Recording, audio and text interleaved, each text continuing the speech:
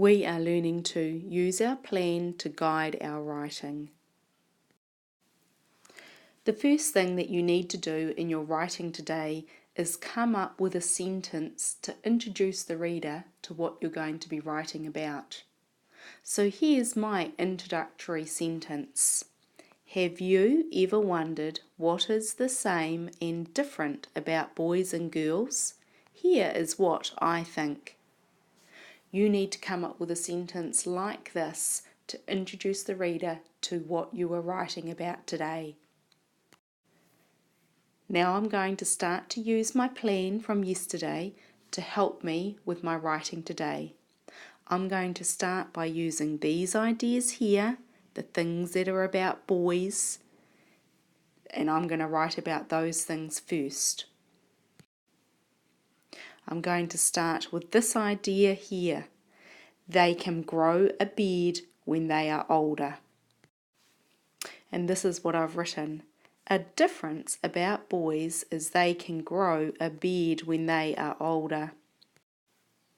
I'm going to continue writing, and as I include each idea, I'm going to make sure that I tick it off on my plan to show that I've done it.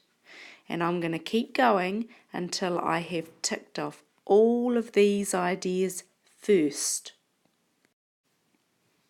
Now I'm going to start writing about these ideas, the things that are just about girls.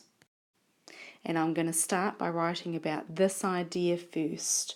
When girls get older, they wear makeup. And here's what I've written in my sentence. Did you know that when girls get older, they can wear makeup? Boys don't do that. Now remember that as you've included each idea in your plan, you need to make sure that you tick it off to show that you've used that idea. And you need to keep going until you've written about all these ideas that are about just the girls. For the last part of my writing today, I'm going to write about these things, the things that are the same about boys and girls. And I'm going to combine two ideas together. So I'm going to combine this idea that boys and girls both like to do sports, and this idea that they both play with toys. And I'm going to combine them together using a compound sentence. And here's what I've written.